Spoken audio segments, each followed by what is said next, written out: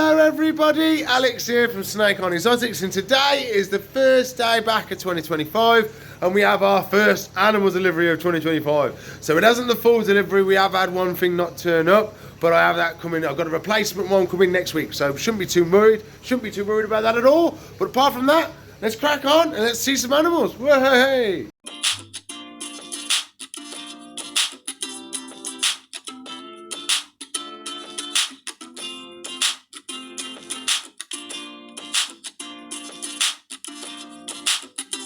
First to get set up today is going to be our little bearded dragon, because we've already got one set up and ready to go. So we're just going to be turning the lights on, filling the water bowls up, and yeah, plonking them in. So we'll grab him now. Steady, steady. Waha, and let's plonk him in. Let's get it open, let's get the lights on. Lovely job. And then we want the water bowl and the veggie bowl.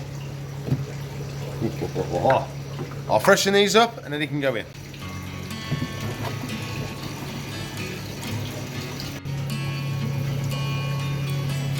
So you're in the tank now. So, bearded dragon, what a little dude. So this is a normal bearded dragon. So I'll give you a little information about them. So bearded dragons are an Australian species. What we have now is not what they have in Australia. Sort of is, sort of isn't. We've been doing that much breeding of them, but they don't look much like the ones in the wild anymore. They look similar, but the ones in the wild are a lot darker, almost grey to black. And their head is very, very narrow. Not as wide as these bearded dragons are now. So our bearded dragons get very big, wide, almost diamond heads, where the wild ones have very narrow arrow-shaped heads. Very cool.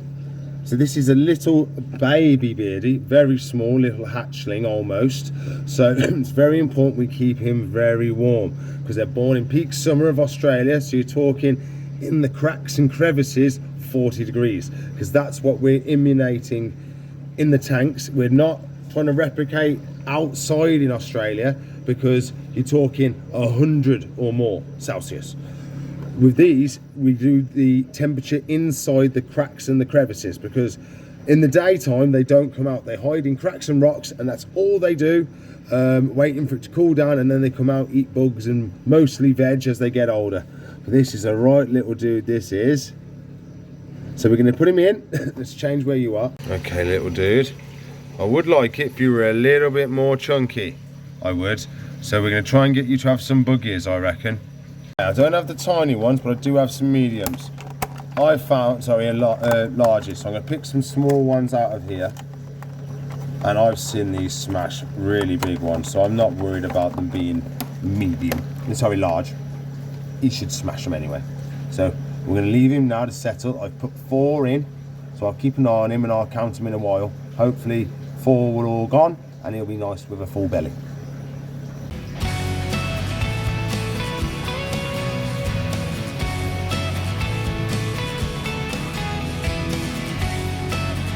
We're going to quickly set ourselves up a corn snake tank.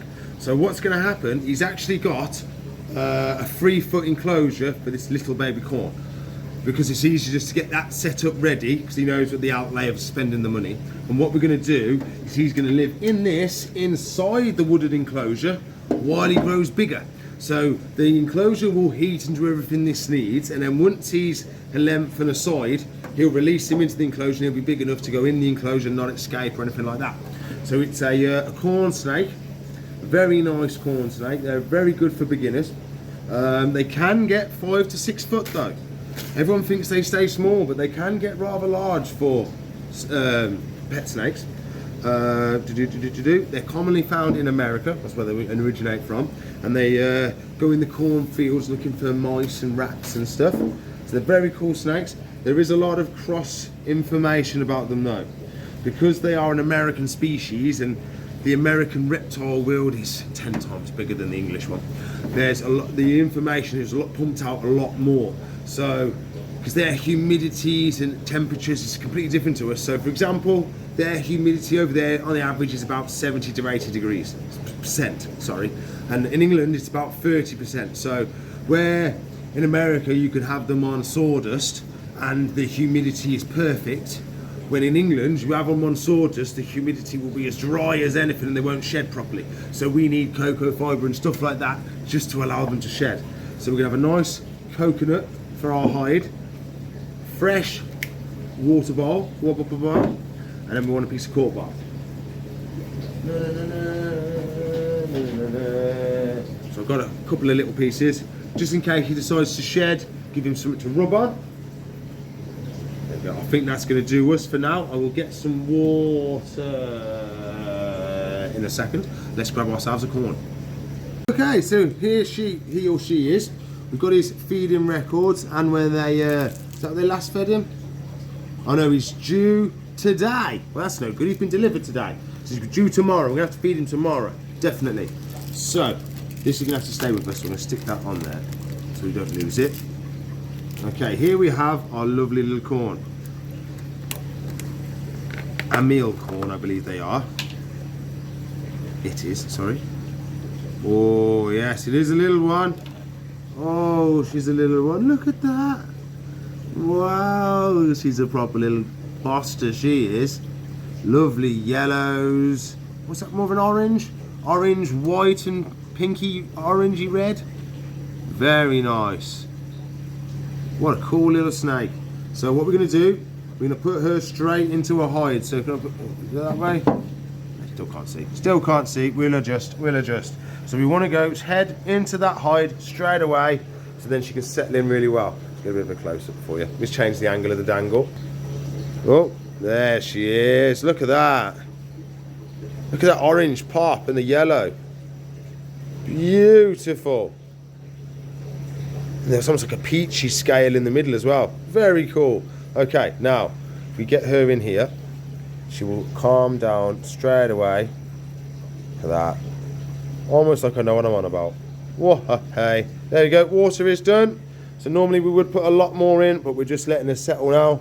Tomorrow, after she feeds, we can put a little bit more in. And I believe she's getting collected Saturday once she's fed and done everything she should. So whop up out. There you go, everybody. I hope you enjoyed the animal delivery today. I do have one thing from the delivery we didn't look at. Whop up out. This is the only new thing in the delivery we've never looked at before. Edible tortoise bedding. More of a topper than a whole substrate. I would say if you wanted to, you could have it as like a bedding area that he can eat. I'd still have the other substrate in, but yeah, so the other substrate you'd have is just like the full floor. This would be more of a bedding area kind of food. But there we go. Hope you enjoyed the video today. Oh, let's have a quick check, see if he has actually had any of his locusts. Oh, he's changed colour. He's darkened right down. Four. Oh, I can see a couple of locusts. There's two. We put in 4. There's another one. Possibly he's had 1. But there we go. Possibly he's had 1. We will double check tomorrow. He can't leave till he's fed, so that's the rules. So as soon as he's fed, I'll be happy. So we'll check tomorrow, see if there's any left. Apart from that, I think we're happy. She's due a feed tomorrow as well, so there'll be feeding videos on tomorrow. So please like, subscribe, comment, share, ring the bell for me. If you want to watch a video, there should be one up there. If you want to subscribe to the channel, it's up there. If you want to watch a playlist, it's down there. Apart from that, I'll see you in the future. Bye!